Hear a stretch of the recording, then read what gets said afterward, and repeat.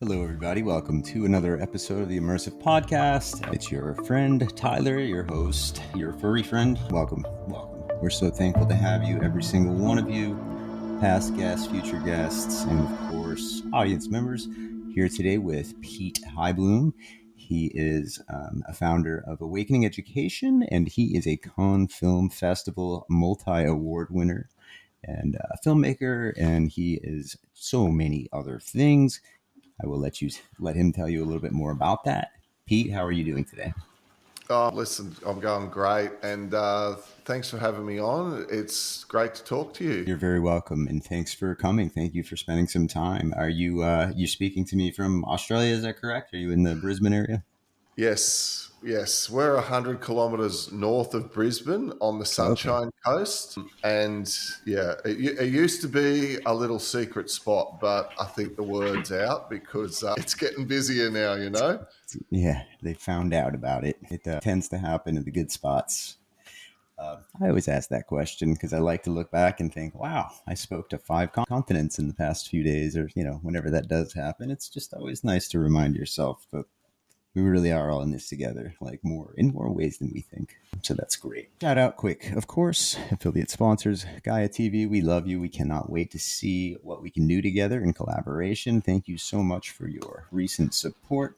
Galactic Federation of Light Clothing, Dotan and Tavel. Anybody want to check out their episode? The link is going to be in the bio. It usually is. That video is very popular. They are basically clothing for light workers. If you're a light worker, represent it. They make that clothing. Pay attention to the frequency of the fabrics and such. Different slogans regarding illuminated, not Illuminati, light worker, etc., etc. Use the code Tyler33 and you will get a free hat if you add the hat to the cart. And one more, of course, Unified TV. Use the free trial. The link in the bio for a free trial. And we appreciate you and Jason and the whole team over there at Unified. Pete, I know you like to be called Pete.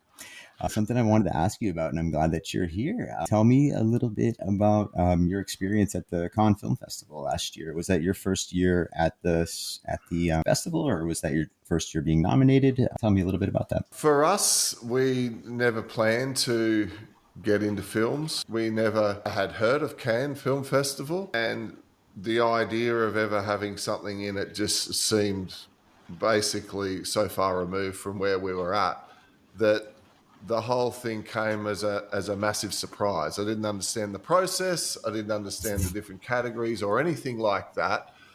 Roxy and I just started out with this underlying idea to share our story and basically to share our experience with others, because through social media and through different interactions with people, we found that individuals often resonated with our awakening story, how we had shifted and sort of transferred from one area to another in our life, in the direction of our career. And, even listening to the heart, the soul, that underlying purpose behind our life. So we decided to see if we turned that into a little movie, a little clip, let's call it. Even like a YouTube video, I guess, is how it started. But from there, it ended up turning into a series. And we thought, well, we've come this far. We'll make it a little bit better. We'll make it a little bit better. And listen, thank you for mentioning that. But it got recognized, in the motivational and spiritual category at Cannes. And we were blown away, where we get an email and they go, "Oh my goodness, you've made the monthly final," which was, wow, this is good. We were one of the great releases for the month. And then when it went to the end of the year and they put all those months together and they announced us as the winner, I actually couldn't believe it. Because really what I was talking about in that film is I was sharing the story of my awakening, and the message was personal. So the fact that the message resonated was deeply touching, right? Because it's like basically you're sharing your story, your life, what you've realized and what you've become. So that's a little bit of a background to how that came about and how it sort of just unfolded naturally. That's really cool. And I appreciate you answering the question, because I was always curious, just following you guys on social media and seeing what you guys do and everything like that, I had always been curious. Like, so of course they make, and I've seen, like Portal to the, I think we're talking about Portal to, pardon me, and I had seen, clips and reels, and just heard people speak about it, kind of in the circles that I tend to be in, and social media and things like that. And then, seeing that stuff reach that level at a major film festival like that, I had wondered, first off, wow, that's impressive. Congratulations. And two, I just naturally curious. I wonder if they've been filmmakers forever. And to hear you say that it just kind of grew out of your own story and your own desire to share your journey and passion. And two, the fact that people resonated with it, that's artistic recognition in its own form right there. Just to know that it's your own story and that people resonated with it. So that's a powerful message right there. It's just that's really cool. So congratulations to you, and congratulations to that. I know that's not your only endeavor, of course, but congratulations, my friend, and who knows where that will go. Thank you. Thank you Thank for you. sharing that story. So, what are you working on right now? What's newest with Awakening Education? And of course, feel free if you would like to tell the audience a little more about what exactly Awakening Education is in your own words. Feel free. But what's next on the docket? What's the biggest, most exciting thing in Pete's calendar? Listen, I think a great place to start is what is Awakening Education. And Absolutely. I think I need to sort of set the scene about this, right? Because it's just a little over 5 years ago that Roxy and I were insurance brokers. We had an insurance Wow. agency, we had an office, staff, we sold plant and machinery insurance for mining companies and excavators and trucks and this sort of thing. And Different life. a different life. Listen, we were always into personal development. We'd listen to a couple of Tony Robbins, and I think I did the fire walk, and I was certainly into self-development, but I was Okay. into self-development to help me. Mm-hmm. I was doing self-development so I could be a better me, right? Let's say in the matrix, as we'd call it now, right? Out there in the world. I got And you. Yes. a brother of mine had what in Australia is considered a really good job. He worked for a mining company. He'd work on a tugboat and he would work 3 weeks on, 3 weeks off, right? Make a lot of money, great medical plan, whatever, all the things that Yeah. so funny Security and now everything. we laugh about. Different life because he's doing a completely different thing as well. But it's like back in that day, we considered all of that really, really important. And now we Yeah. laugh at that. But we had a family dinner, and one day he made this announcement that he's going to a health retreat. He's going to Costa Rica and he's going to do ayahuasca. Okay. And we were all like, what are you going to do? And he's like, Mm-hmm. I'm going to do ayahuasca ceremony. And we're like, oh, yeah, what's that? And they go, oh, well, I drink this plant medicine and it sort of shows me where I am at my life and helps me find my purpose. Because he said, I feel like I'm selling half of my life for money. In other Yeah. words, he works 3 weeks on, he works 3 weeks off.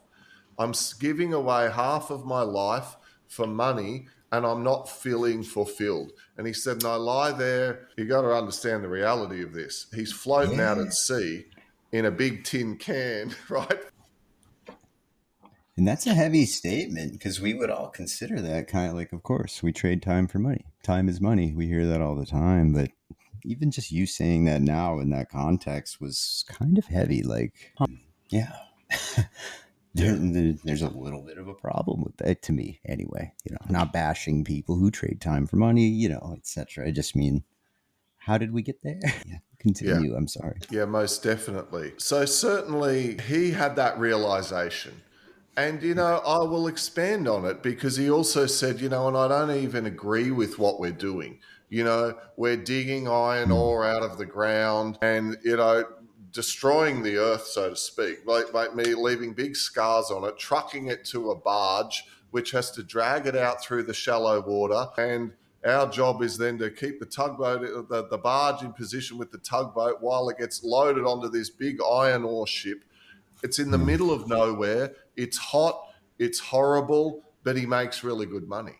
And he's like, I don't agree with what we're doing. I don't feel any fulfillment for it. So I'm going to go to this Costa Rica place and drink this ayahuasca and see if somehow I can find meaning to it all. Not a terrible plan, given what you know now, probably, right? Yeah, but At the time, it sounded crazy. dude, we were sitting there at the dinner table and he goes, yeah, this is my plan. I think I'm having a spiritual awakening.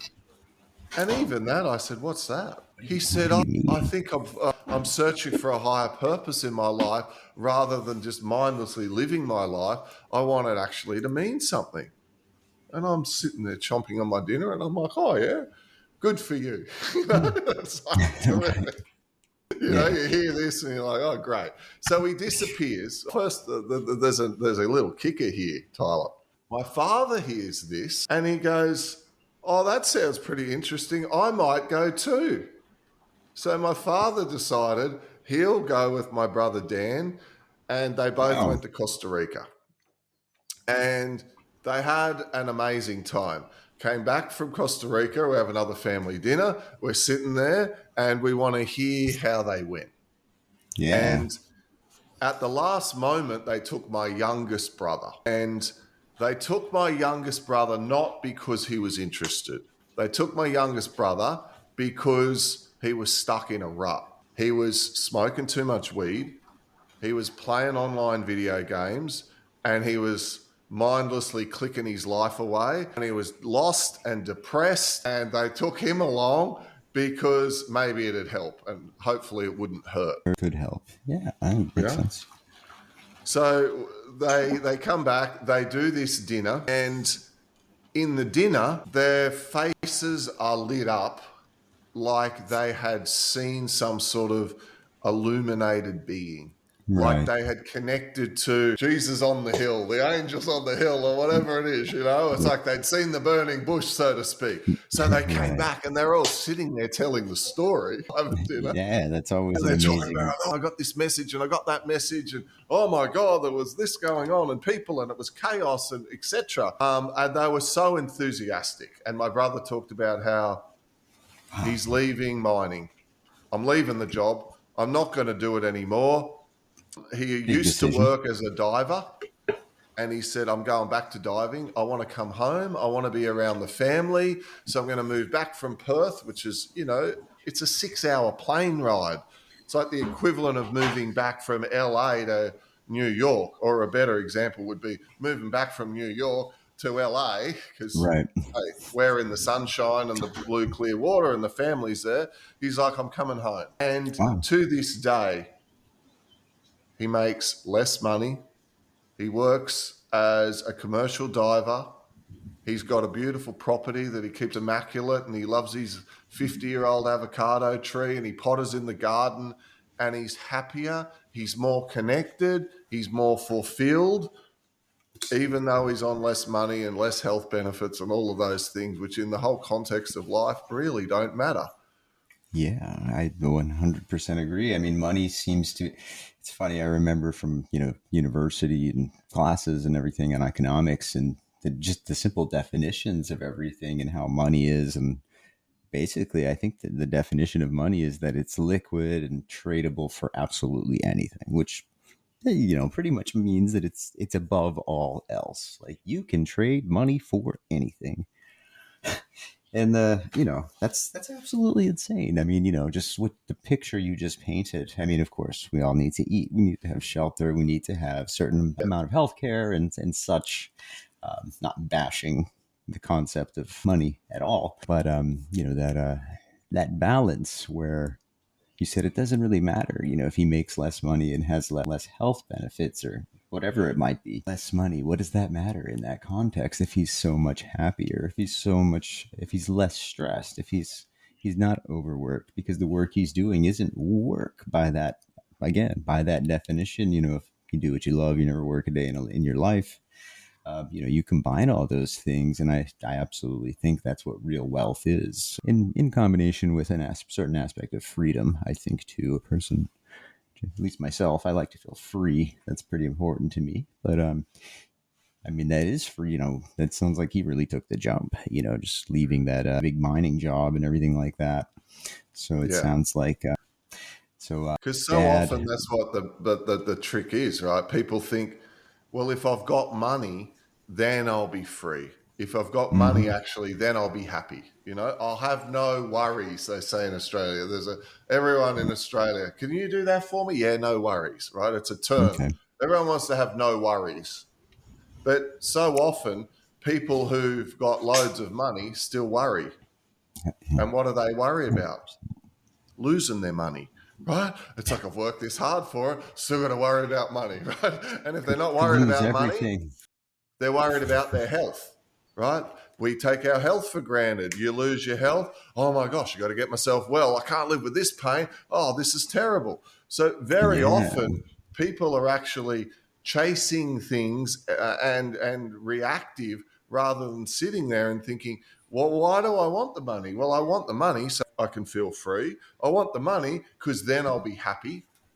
Well, why not be happy now? And why not work Just towards being free now? Now, it doesn't mean you don't leave your job, because if you leave your job, you move down into the lower chakras of right. scarcity and survival. So you're no use to anyone if you're scratching around and you can't pay your bills and And etc. doing And you doing can't nothing. work on yourself and elevating because you're just trying to survive. So we need to do this divine balance of the 3D. Very well said. Very well But I said. only got to that point when, after my brother made that announcement at the dinner, and Roxy and I looked at one another and we said, well, maybe we should go to Costa Rica. I remember the look on Roxy's face. She's thinking, seriously?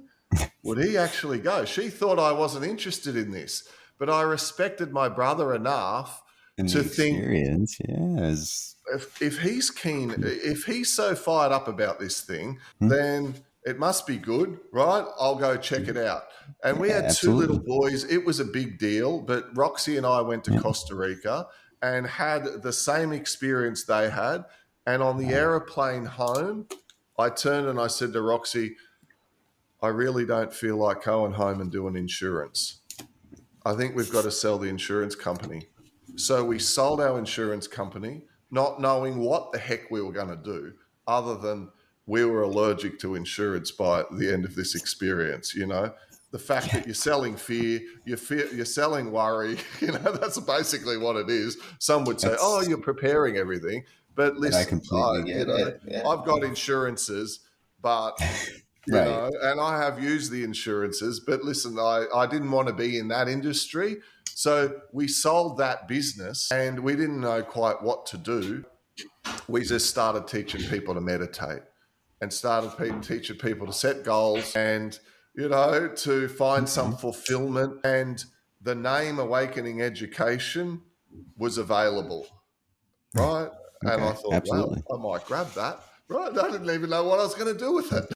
Yeah, I it's just got the name Awakening Education, and we taught a little meditation course, and that's how we started. So it's it great. came from. It depends how deep you want to go, but it came from a key shift within ourselves. That Mm. awakening, let's call it. That is the story of our awakening, and then what we did from there was actually follow the signs. And, it's a story that I hear often, but one, not super often, and two, I don't see it walked as often as I see it spoken. I love that because that's very similar to my own personal spiritual awakening journey, which I even sometimes now feel kind of corny a little bit saying, yeah, that was my spiritual awakening. I just feel like I've moved beyond like labeling those things like that anymore. I don't like to call it those kind of call it, Mom, that was my spiritual awakening. But I guess it was the time that I woke up. A very similar thing. I was, doing the interior design thing. I'd fallen into a spot where a lot of people would have just been fine and happy with it. And I didn't really care. Something happened, series of events, and I didn't know what I was going to do, but I just left. No plan, none of that.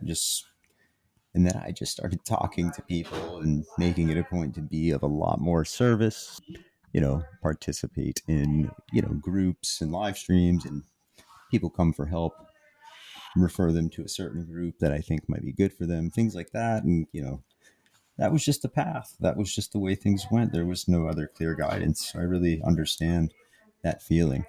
But I love, what you guys have built with that so far. Sorry to cut you off there, of course, but it's just, yeah, I really identify with it. So that was 5 years ago when you guys first had that trip to Costa Rica, you and Roxy. Is that correct? You said?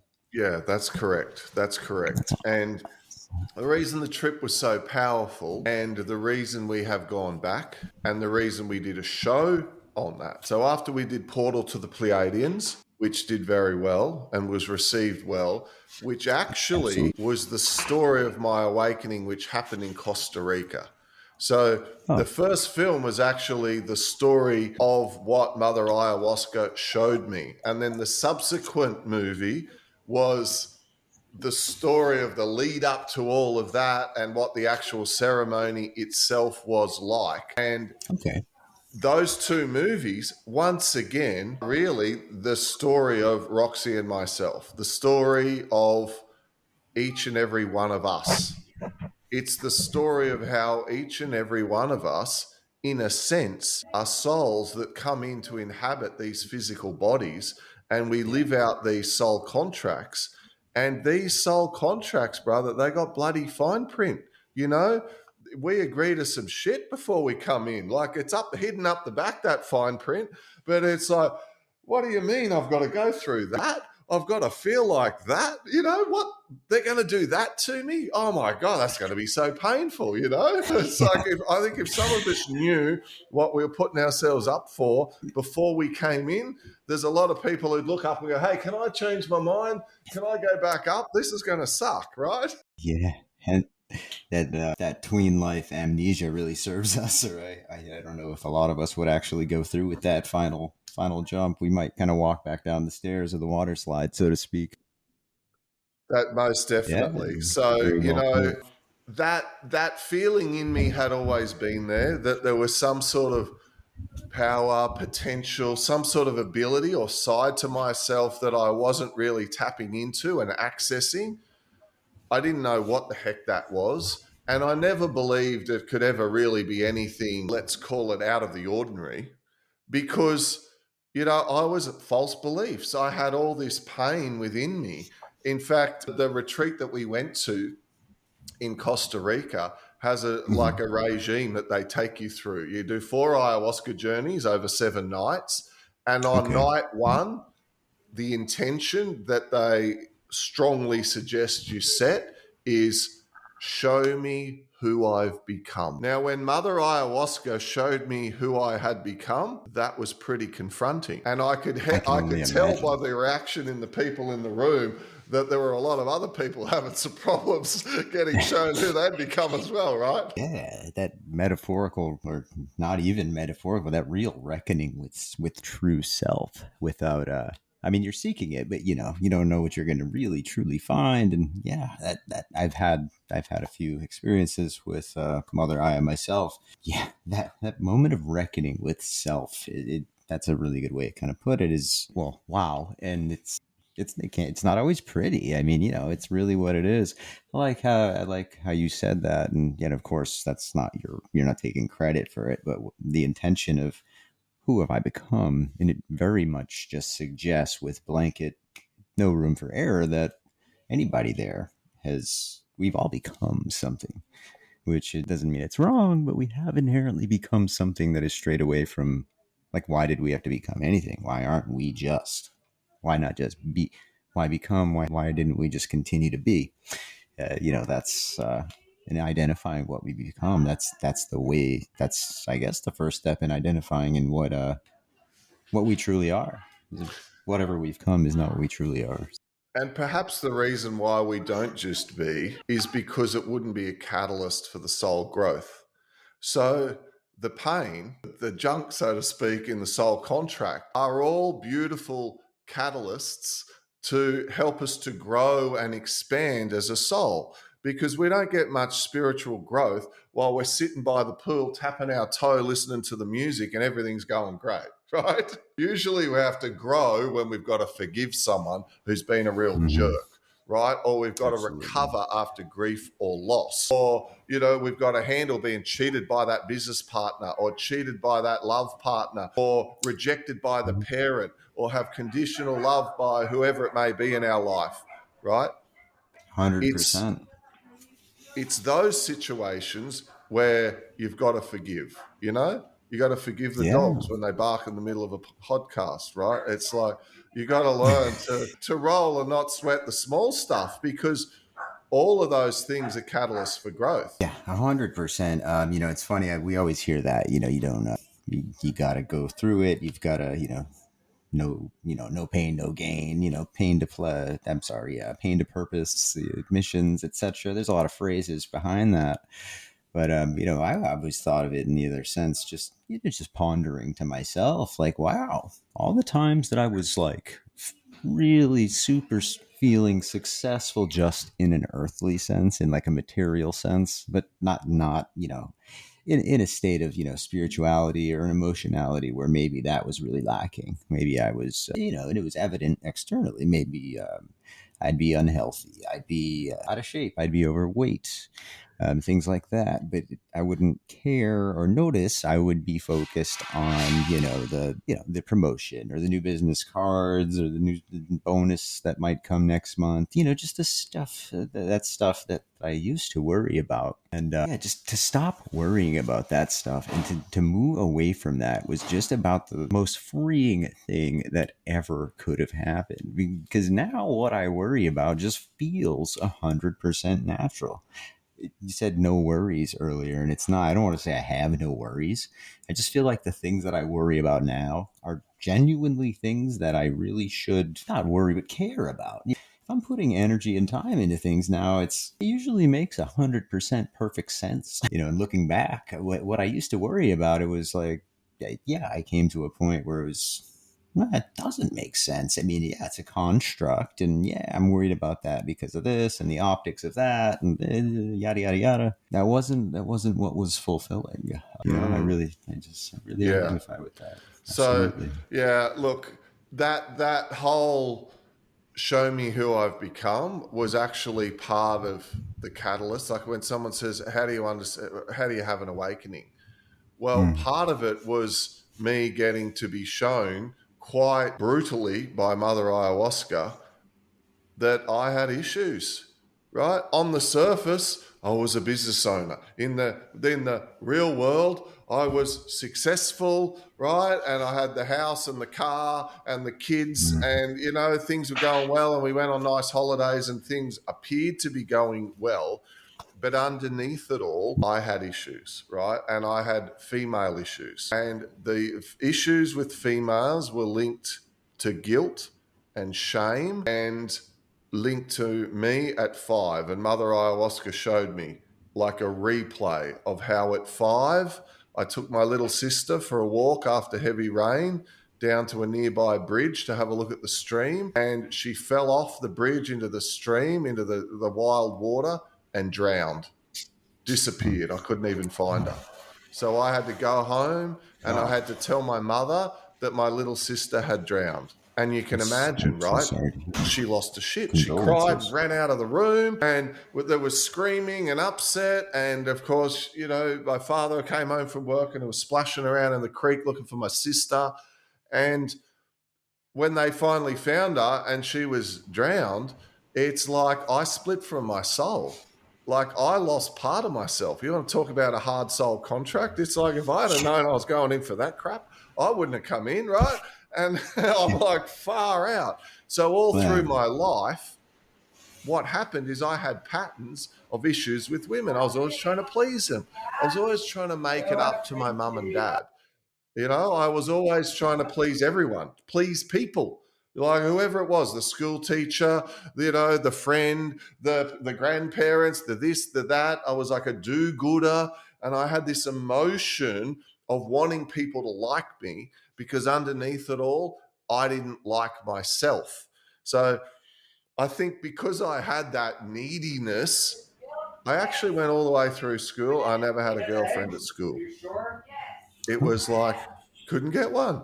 Every time I tried, it was rejection. Didn't happen. Okay.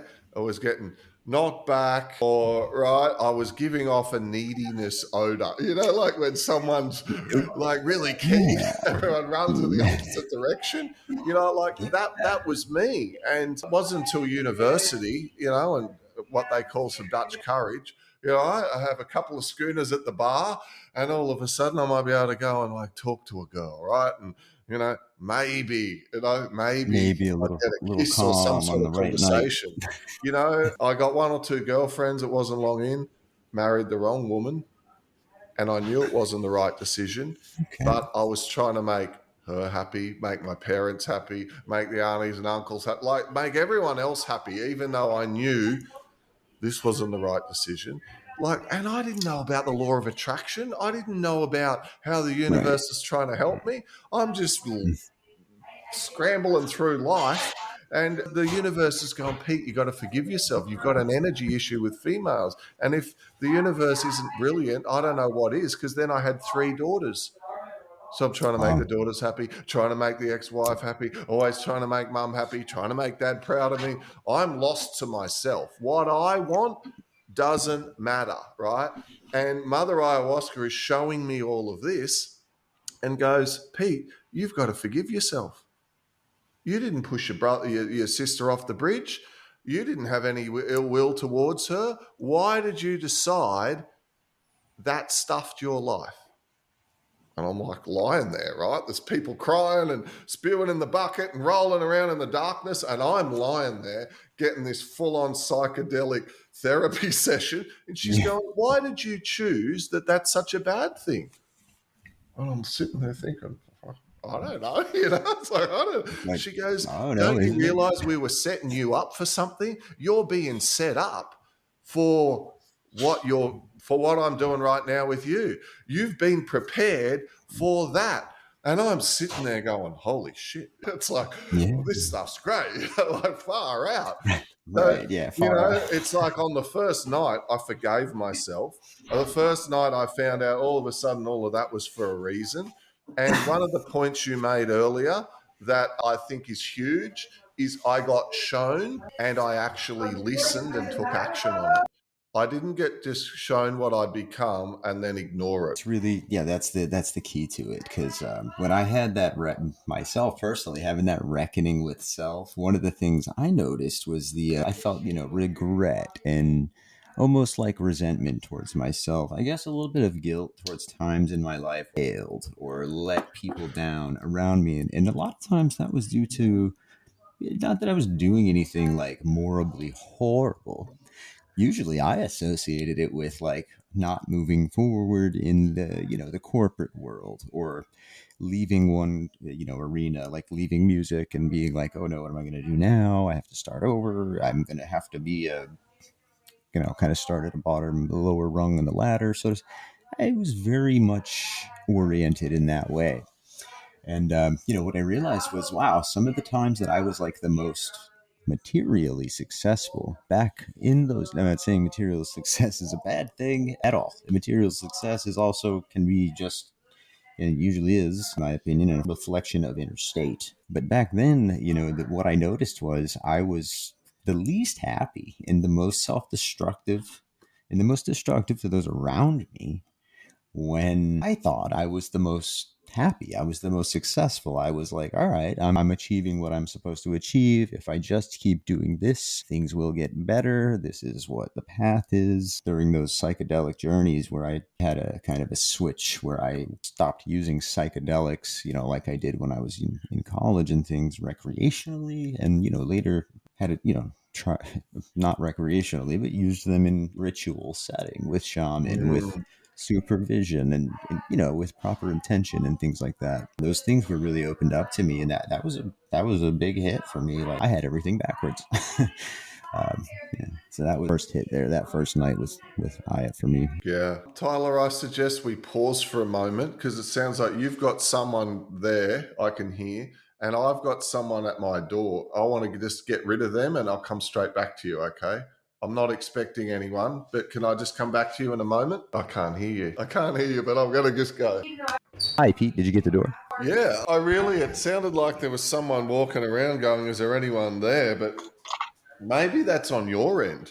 there was people here that were making some noise, so I shut my mic off for a minute, which was Yeah, fine right. because you were speaking and it was okay. I could hear you fine. They were just passing through and shut my mic, but then I think you didn't hear me for a second. But it was when you had already said something about, can we pause for a second? So it's okay. Uh, Yeah. And I just now, know. just so you know, Mhm. when I look at you, it's very pixelated and it's been pixelated the whole time. Is that how this one? Occasionally on Riverside, like you're perfect right now. I can see you, but I've had episodes where the person I'm looking at is so pixelated, but comes out in 4K, comes out perfect. Okay. It just Just depends. We're that's both why I didn't using bring it up before. That's why I didn't bring it yeah, up before. nope, yeah, But it'll be okay. yeah. So I'm happy It's to continue. I thank you okay. for letting me just check that. Yeah, no problem at all. I always just write the time down so I can say, yeah, just Yes. 5, 4, 3, 2, 1, and we're back, folks. Sometimes you got to take a little break. So, Pete, what were we discussing? We were into awakening education and your journey there. So 5 years ago, wow, it doesn't sound like such a long time, but so much has changed in the past 5 years, and I'm sure so much has changed for you in the past 5 years, going from the insurance company to the awakening itself to awakening education. What is kind of the mission, the number one mission? I know we can look this up on Google, but for the audience, what's the main mission of awakening education? What's your goal? Goal, I think, as such, is to inspire other people to be patient with themselves, don't have expectations on themselves if they feel like they are going through an awakening, and to guide them and to hold stable for them and reassure them and to laugh with them that they're shifting and growing and changing, and that it happens in different forms and it happens for different reasons. Some people, their awakening happens because something happens in their relationship. For other people, their awakening might get triggered because they lose their health. For others, it's because they feel unfulfilled in their work. For some people, there could be some other spontaneous event which happens, which causes them to have a realization.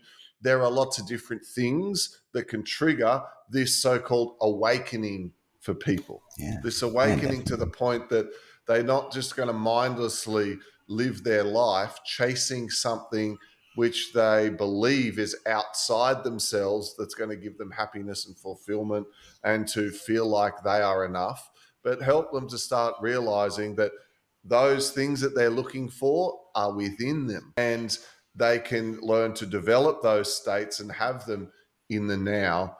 And of course, guiding people through the navigation, as we talked about, of being able to still deal with the matrix. You've still got to answer Yes. emails. You've still got to do your laundry. You've still got to go to the grocery store. You've got to ring Mhm. up a big telecom company and get put on hold for 45 minutes. That is Got to part do of it. being human. It is. I think of that beautiful saying, before enlightenment, we chop wood and cart water. But I think it's fair to say after enlightenment, we still chop wood and cart water. And in this day and age, that means you still got to go to the grocery store, put fuel in your car, and do all of those things. So Roxy and I talk about that in a very down to earth way. We Excellent. very much believe in the saying, what you are speaks so loudly, people can't hear what you're saying. So there's Absolutely. so many people out there that are way more knowledgeable about awakening than I am. There are so many people out there, they've written more books, they've been to Egypt more times, they've been to Peru, or they've done this and done that and stood on their head in the desert and da da da da da and all these fancy things and buried crystal skulls. And I hear it Right. all and I'm like, far out. Me I've too. got so far to go. And then when I have to deal with them, they're difficult and unreasonable. And I think, goodness me, your message doesn't align with what you are, right? It's like they're suspicious, they're nasty, they're judgy, but they know so much. So I feel like all I can do is be the best me I can be and Yeah. share that with people and hope to inspire them to go on the journey of listening to themselves as they go through their awakening. I know that's not It's a really business mission statement, but I feel like that's the statement and the purpose. sounds like a great mission statement to me. And as far as a business mission statement goes, I mean, business could be anything. It's perfectly acceptable to me, and in fact, more than exceptional. So give yourself more credit. Well, I You know, I, appreciate I, that. I've got a business I, degree, and business degree says businesses operate why to make a profit. yeah, right. And that actually goes to the first question you asked me. What are you excited about doing at the moment? And at the moment, Roxy and I are interested in spreading that message that I just shared Mm-hmm. with you. And none of it makes business sense. We don't Right. do anything because it's a good plan. Like Yeah. running around making movies on different things that we find exciting from a business point of view does not make good sense, right? Right. Of course, it gets a little recognition in niche form, and All of yeah, of that. course, Like anything you if it, can stay consistent at. But yeah, if you're involved in so many different things, and but like I mean, this you seem the like a pretty YouTube happy videos person, say, so you got to sit on Google Trends and study the keywords and study stuff that's trending at the moment and do a video on that and tie it in with your message and etc. etc. And I've got a problem with that. The first problem me is that too. sounds like a lot of work. And the Heck older I yeah, get, the less hard I want to work, right? And also, it's not as authentic as what Roxy and I want to talk about. What we want to really do is, like Bashar says, we want to follow our highest excitement without expectation on the outcome. And if along the absolutely. way we question how we're going or we get scared, realize that that is a false belief in us coming up that we need to explore and understand. Or if we have followed our highest excitement as far as we can, we're going to choose the next highest thing that excites us and do that. And people go, so what? You're going to go to the beach instead of sit there and work on your business. Guess what? A lot of the time, that's Hmm. what I do. And it doesn't make Absolutely. sense, right? And if I get guilty going for the swim, right? I'm going for a swim in the sea. And if I get guilty about that, that's something in me, an old program about feeling like I've got to conform to the way Right. people think things should be done. Because see, if you get yourself out of the way, you allow the universe and the organizing principle to come into Mm. play. And this is the power of synchronicities. This is the power of, some would call it luck or opportunity, Yes. but you need to be, as my shirt's going, you need to be in the right vibrational state to allow that to come in. So the Yeah. walk at the beach, often what I run into, someone who I can interview on the show who's got a great story. When the walk on the Yeah. beach or the coffee shop across the road from my favorite swimming spot, I often have an amazing conversation and people go, "Oh, I saw your shirt. Oh, the Great Awakening. Oh, you're a I light love. worker." It's like I'm out doing the swim at the beach, not crunching the numbers, and that's work. People go, "What do you do for work?" It's like hard to Yeah, explain. dude, I couldn't identify with you more because I mean, Jane and I are not a married couple, is in the sense that you and Roxy are partners, but we're partners. In the podcast, she's the producer. I'm on camera, and we do a lot of other endeavors together as well. We work together. It's great, and our missions are very much the same, and that's why we work together. Is because it's not we're not against dollars or euros or whatever, but we don't do things that make sense in that form either. Our decisions are completely guided by, I mean, what people would really define as light work, and what makes us feel good. And I love what you said. Is I agree, and I say this all the time. I probably say it every episode. I'm not a healer or a psychic or a medium. I do meditate, and I do go into trance states. I spend a lot of time in trance, but I've never done any kind of automatic writing or channel anything. I've never done anything like that. It's just not. I'm completely fine admitting that. But I also always say that everybody has a place in the new Mm. earth. Everybody has a job to do in the new earth if they want. And job, that word job, we hate jobs, right? We don't have to hate our job.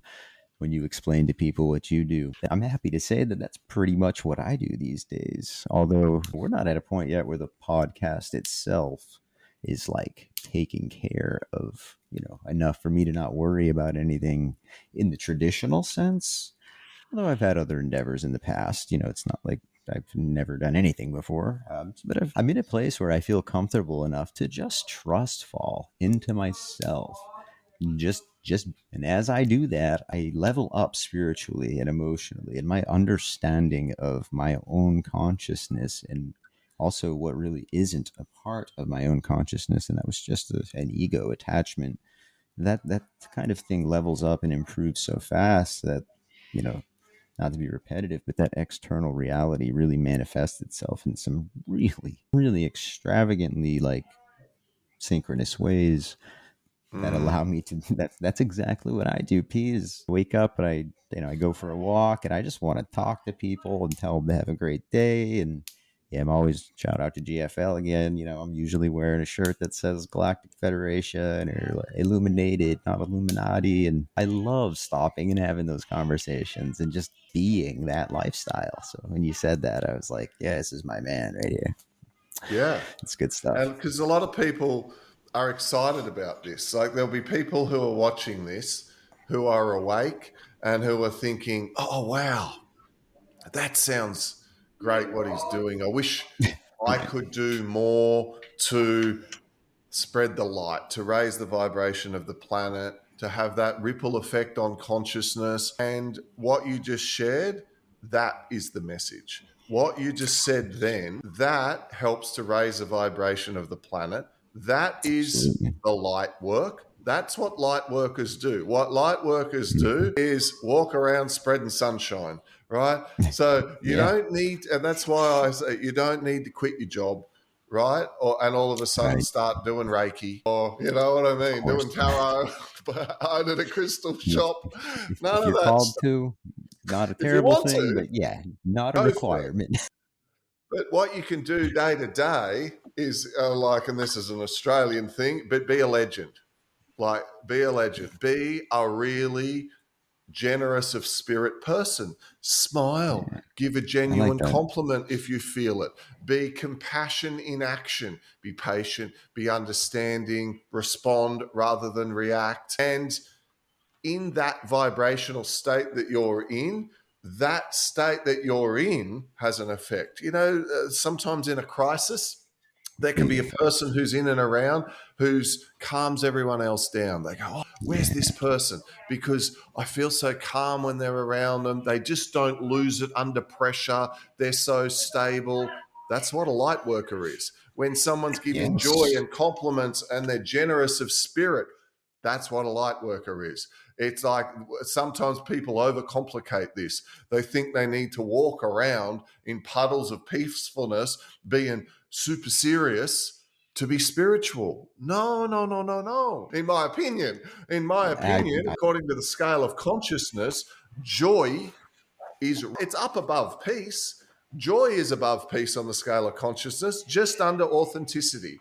So if you're your authentic Authenticity is self the top. and you're full of enthusiasm and joy, you're emanating a very powerful vibration, and that has a ripple effect. Absolutely. And a lot of people appreciate that. Some people get irritated and run in the opposite direction, but we need And not talk about those, that's a right? shadow. Because It's all that's doing is just triggering them to where a their reflection. darkness lies, right? And they're like, you drive me crazy. You're just too positive. They're like, You're just too happy, man. yeah. Yeah, and yeah, that's beautiful. That's beautifully said because it sounds a little bit like cocky humans, cocky light workers thinking they could just be themselves, and that's an honorable thing to do. Yeah, super honorable. When you think about it, it's not so easy in Western culture, in our modern Western culture for everybody who is, put through the 12 years of programming, standard programming, etc., that we were all put through to really go back as an adult and say, well, first define what does that even mean to seek the authentic self, and then express it in a positive way, and seek to always grow and be the light everywhere you go, and also keep that other foot grounded in reality where you have children, you have bills, you have you have adult responsibilities. Now you're not the same as you were when you were 4, before you maybe learned some things that might need to be unlearned in some situations. It's almost like it's a melding of the child and then the adult in you.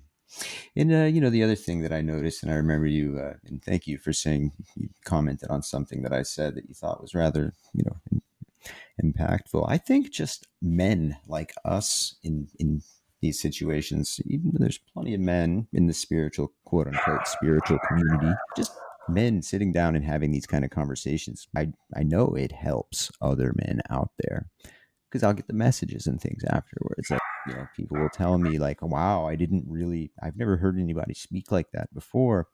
I didn't know, I didn't know that you thought that way or whatever. And I think people perceive me as my authentic self, who's very open. But truth is, I don't know how everybody perceives me. Some people might perceive me as somebody who comes off as cold and stoic and masculine, and I mean, that's not how I consider myself. But if I'm vulnerable and authentic, touch the right person's nerve at the very perfect time, and that's what synchronicity is all about. That's what light work is all about. So I feel good just knowing that being authentic is inherently a good deed. I also justify that by saying, hey, we know there's no selfless good deeds. Yeah. I would reflect on your comment too about how some people think it would be difficult for them to be their authentic self. And I would encourage them to observe how much energy and effort they put into playing the role, living the facade, trying to be something that they're not. And is Absolutely. not the purpose of life for you to express the divine through yourself, through your own unique lens? And your Yeah. own unique lens as your personality. So being authentic is actually living your purpose. If we Mm-hmm. talk back to the scale of consciousness of authenticity being at the top, then what we've got to do is be our authentic self. However, we play a role. Why do we play a role? Because of the beautiful point you made.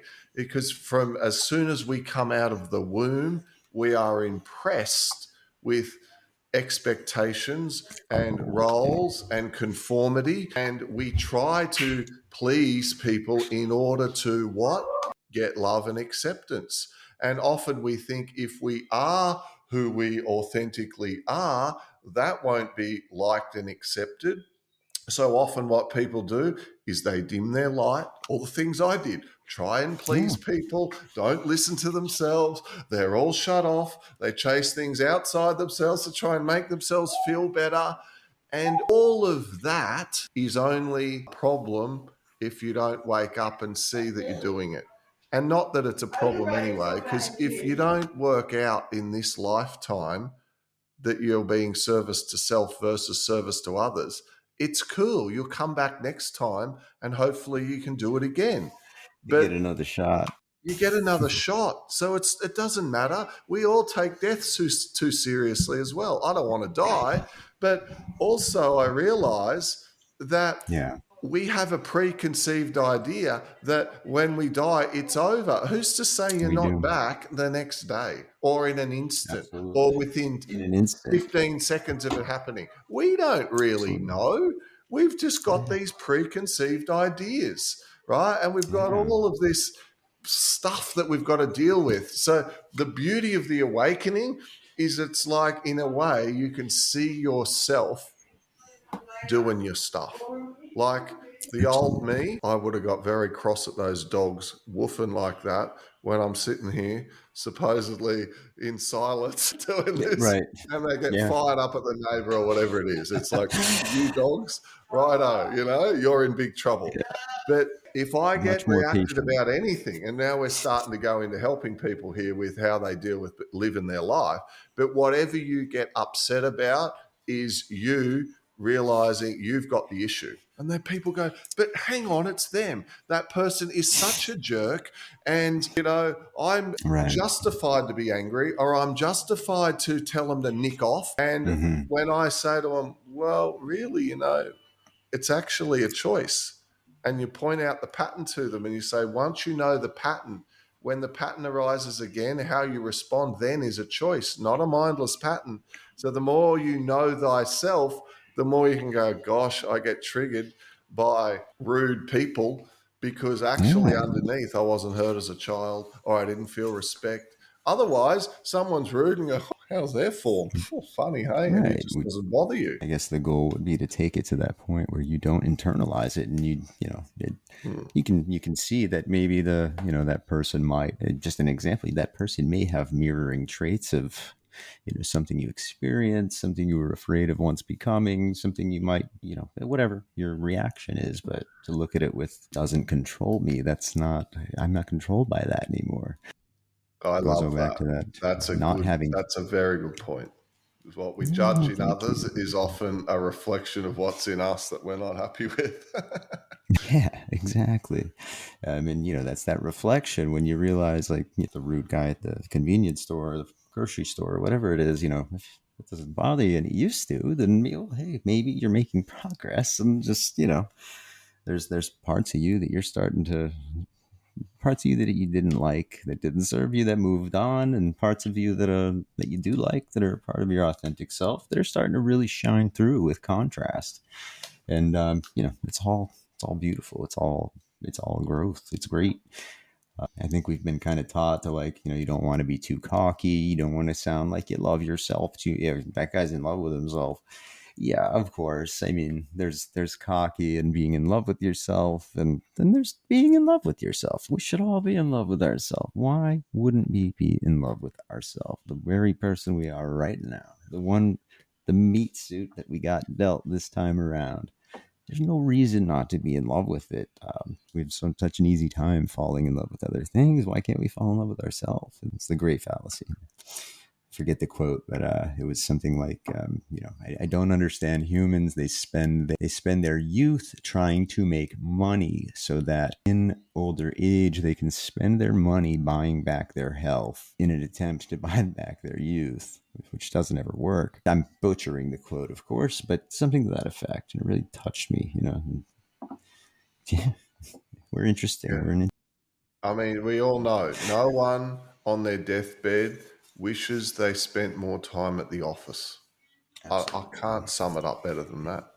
You know, it's, well, like you 100%. say, we need money. We live in the matrix, and the more we can do what we enjoy and have an income come in that supports that, then the more we're going to have flow. But there's also nothing wrong with having a good income that you don't particularly enjoy, but it funds and provides freedom for you to be able to go off and do spiritual pursuits.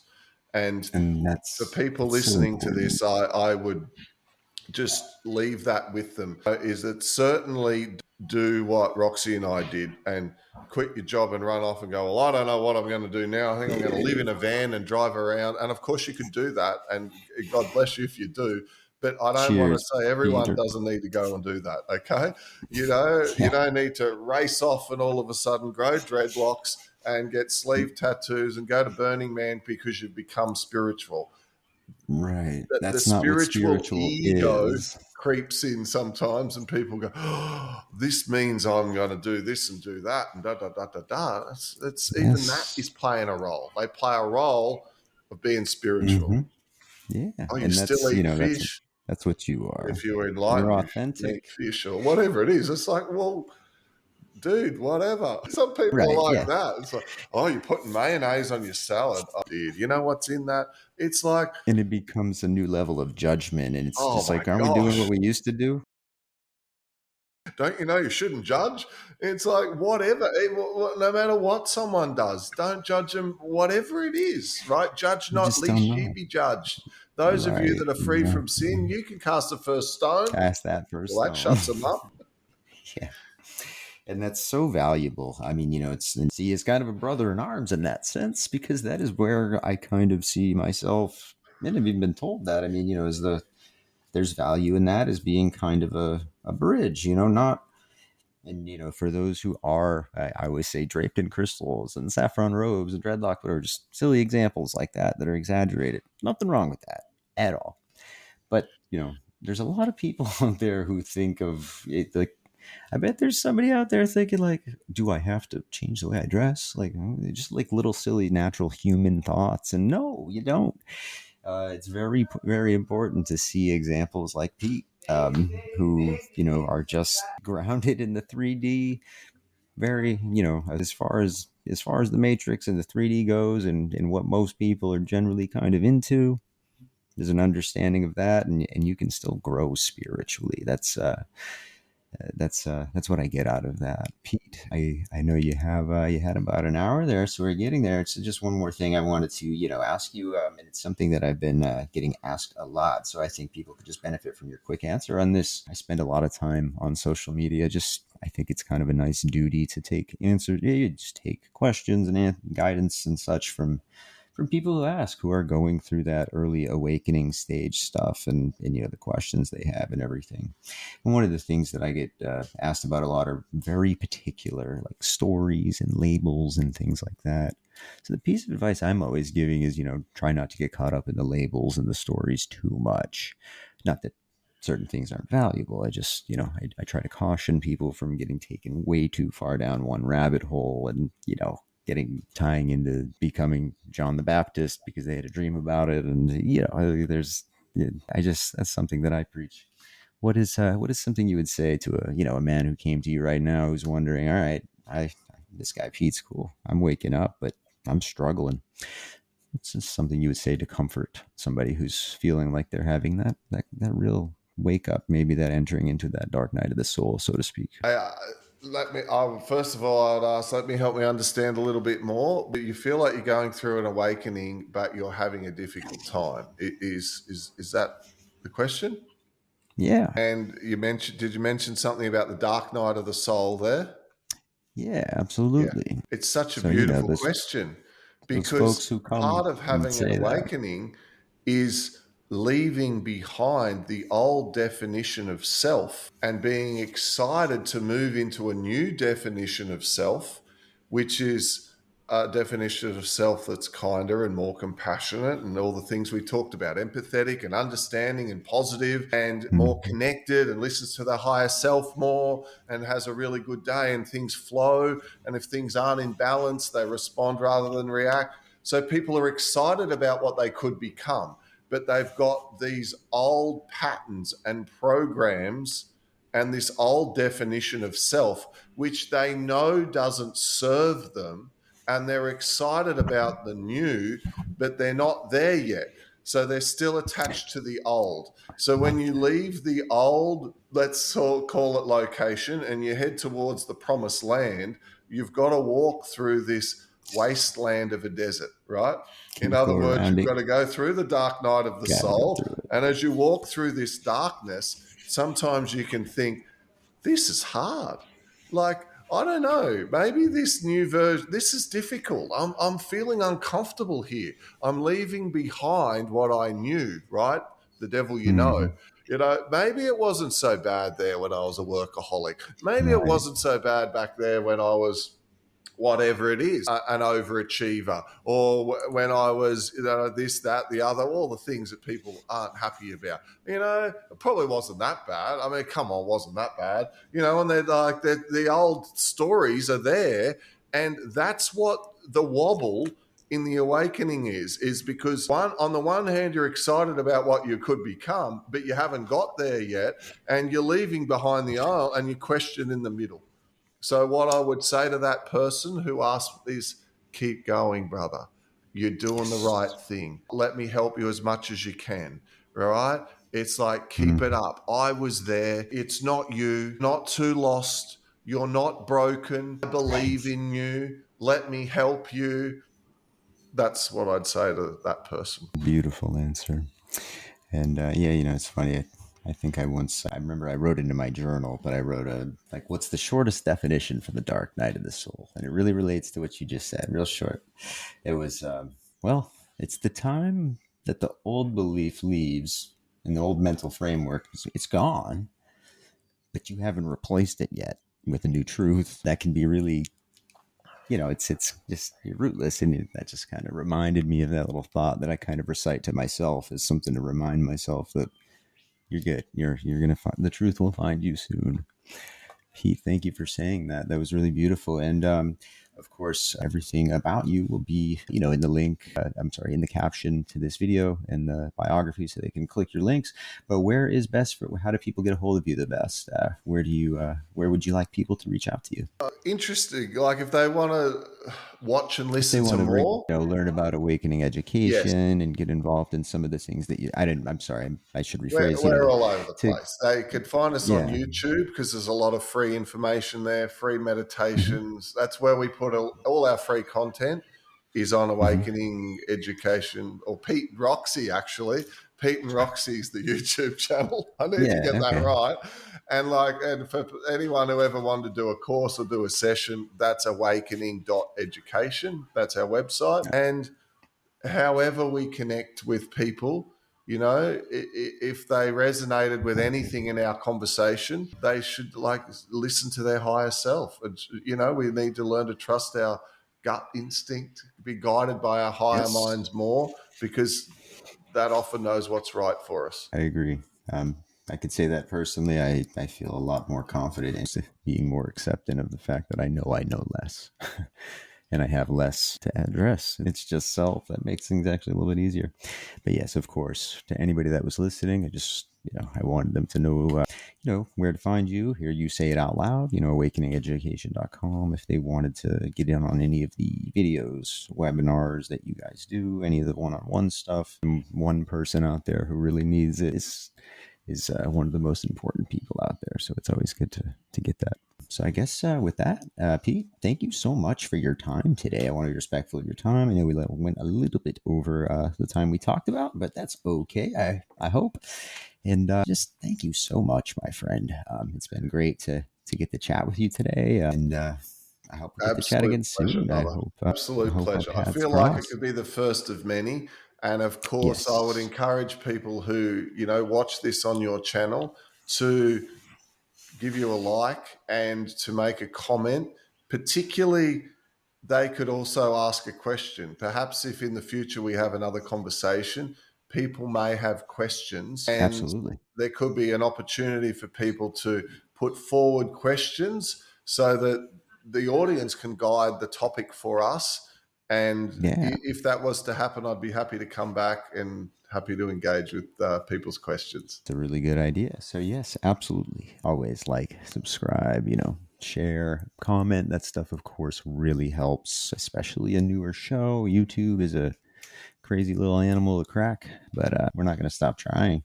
But yes, absolutely. Put some questions in there. I'm an open book. Audience, I hope you know that.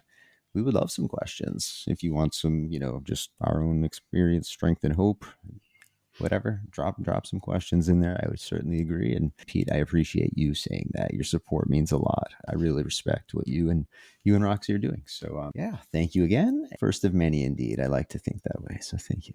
Thanks, Tyler. Bye. Another episode of the Immersive Podcast, folks. We are timing out at just about 1 hour and 15. We'll see where it edits to, but we try to stay pretty real with you.